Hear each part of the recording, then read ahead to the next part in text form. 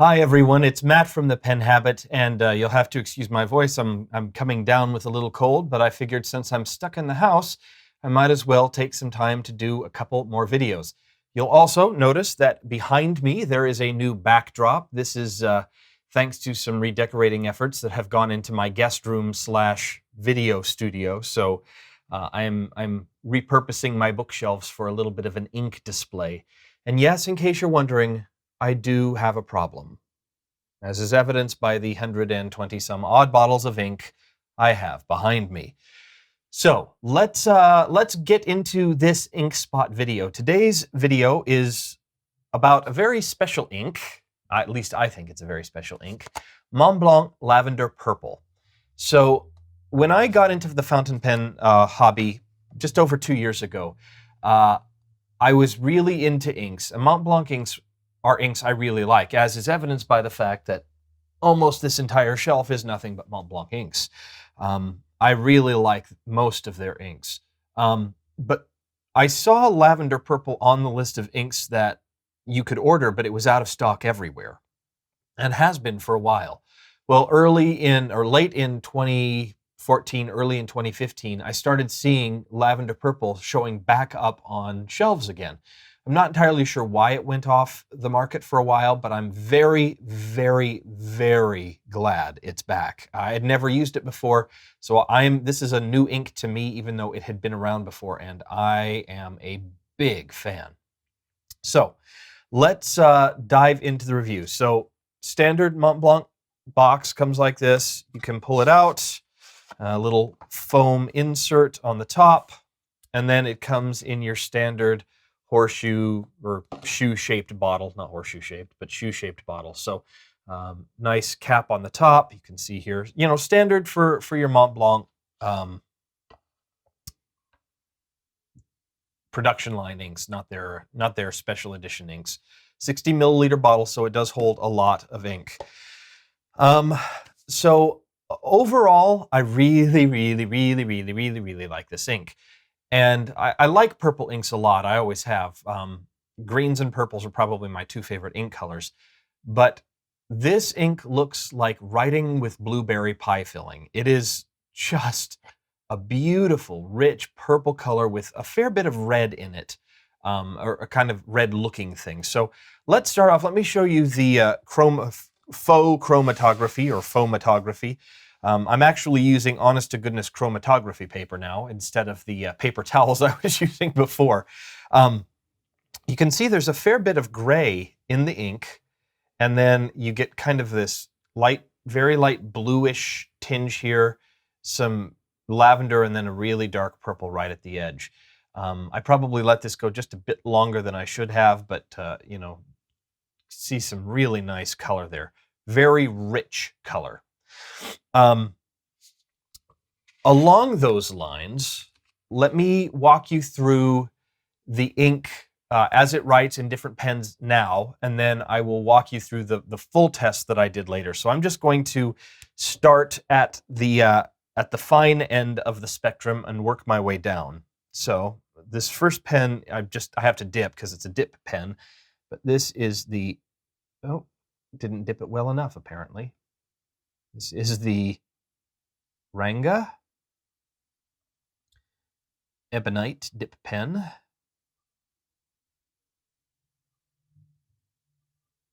And this is a fine nib. That's a very wet because it's a dip pen, so that's not necessarily indicative of what you might experience on a slightly drier pen. For that, we have the good old standby, the Lamy Vista in medium. For broad, we have the Lamy All-Star.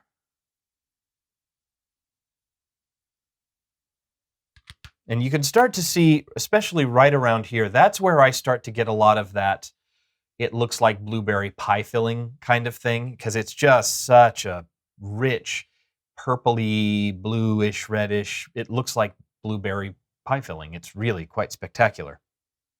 Oh, and since I have a fine nib dipped up as well, let me, this is the Jinhao 599. I forgot I had this inked. This is also a fine nib. So you can see what it looks like when it's quite wet versus when it's a little bit lighter. In terms of a 1.1 millimeter stub, this is a 1.1 millimeter stub, and this is a Monteverde. Excuse me, I can't. Monteverde. Good grief. Invincia Deluxe Nighthawk. Blah blah blah blah blah. So that's a pretty wet pen there. And then let me do another quick dip test here, and this is with a 1.5 millimeter stub. 1.5 millimeter stub. This is the TWSBI VAC 700. All right, so last and certainly not least, my beloved Waterman's Ideal number 7. So this is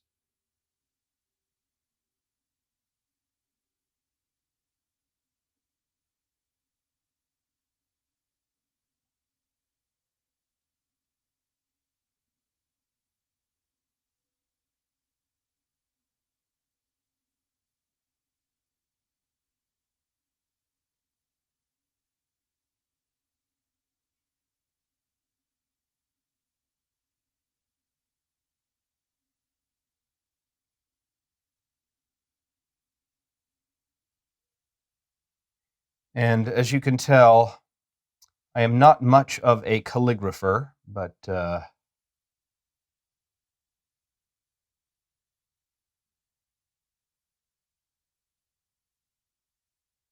gives you a sense of what it looks like in a flex pen at the very least. Nice, juicy, wet, sparkly pen. Juicy. Now, like, shout out to Aziza from Gourmet Pen. She tends to like to taste her inks. This is the only ink I've ever used where I've been tempted to taste it because it looks that good. Overall, I just adore this ink. I really, really do. It's a fantastic, fantastic ink. So let me get that out of the way and walk you through the tests that I did on different papers. So this is Rhodia paper, just a standard 80 GSM Rhodia paper. You can see there's a little bit of red here, but nice, rich, deep purple color there. No bleed through, very nice color, almost no feathering to speak of, very lubricated, exceptionally saturated, and I love a saturated ink. But with saturation comes a certain lack of shading, that's to be expected. Some sheen and very little, or almost no sheen and very little show through. Now, I did one set of tests here, but I think I did it wrong because it kept getting longer and longer. So I did it again. This ink does have fairly long dry times. So if dry times are an issue for you, this may not be an ink that you would want to use in all situations. You can see there is some there is some shading from the multi-pass test, particularly if you go on a little dry to begin with. But most of my pens are wet enough that I don't see much of this really light lavender color. I see a lot more of this because my pens are fairly wet. And you can notice that down here. So here are the different pens on this paper. As I mentioned here, now I have not done the water test yet, so I'm going to go ahead and do that right now and show you how I do the water tests. I do my water tests in two parts. I do a rub test and a drip test. So, or a drop test, I suppose, is probably a little bit more accurate. So what I do is I just get a Q-tip wet with water and rub it over half of the test swatch area. And you can see from rubbing it, the purple is not particularly water fast. It doesn't stay put very well. Then I'll also grab my ink syringe because that's, having a stash of syringes around the house is a good way of indicating you're either diabetic, a drug dealer, or a fountain pen user. You got one of two options there. Or one of three options rather. So I just pour a little bit of water and you noticed it dripped over into the other section. That's not a huge deal. I don't rub it, I just drip a little water on and then grab a paper towel. And sometimes I will leave the water on there, but when I can tell that the ink isn't particularly water fast, I don't bother, because you can tell. This is not a waterproof ink by any stretch of the imagination. There's still a little bit of ghosting of what the original line was, but certainly no color left. Even on the drip test where I only left it on there for about 5 seconds. So that is the way this ink performs on the Rhodia paper. Really lovely color though, just not very friendly, doesn't dry, or very water resistant and doesn't dry particularly quickly. So let's move on to the Tomoe River. So here is the Tomoe River. You can see the swatch, deep, rich color here, lots of almost motion in there. It's almost a sheen, but not quite. Really lovely, rich, almost velvety color. It looks fantastic on this cream-colored Rhodia paper, or Tomoe River paper. So bleed through, none. Excellent color, no feathering, very good lubrication, very saturated. A little shading, but not much. Not a whole lot of sheen to speak of.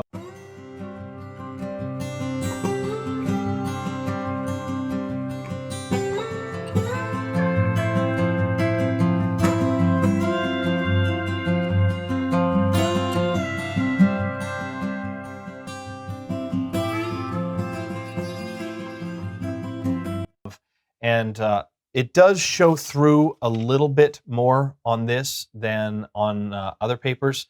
Someone pointed out to me that maybe because I am running this through a laser printer, and that heat could adjust the could impact the coating on the paper. I don't know how true that is, but I just did see a little bit more show through on this paper than I normally do. Dry times were still not great. They were a little better on the Tomoe River than on the Rhodia, which is unusual. Usually it's the other way around, but 15, 20-second dry times. And then there was a little bit of right here, a little bit of an extra drop of ink at the end of that third hash mark. So that's why that streaked across.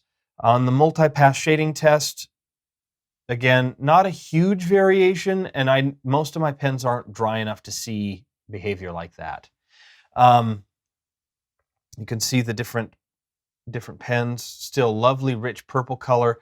I did get my finger in that, so ignore that a little bit, because when you use Flex, that's a very long dry time generally.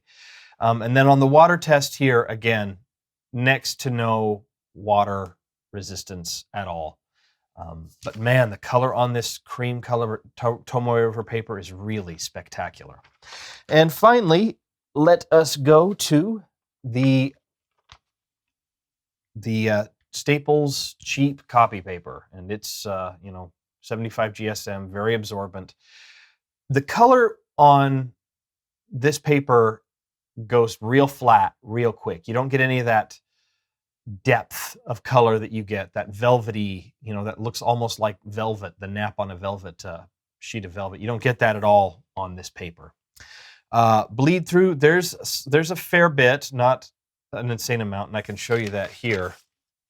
There's a little bleed through up here at the top.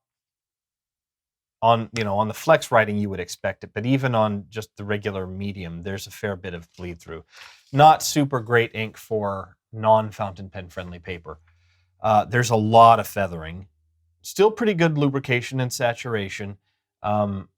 Not very much shading, no sheen at all, and the show through, again, because the bleed is so poor, the show through is pretty poor too. On the plus side, dry time, very short. So if you're using cheap paper and a fine nib, you might be okay with this ink. You'll see here, if you compare this, let me pull up the Tomoe River by comparison. So this is the Tomoe River up here. This is the Staples paper. There is certainly more shading on the Tomoe River than there is on the Staples paper.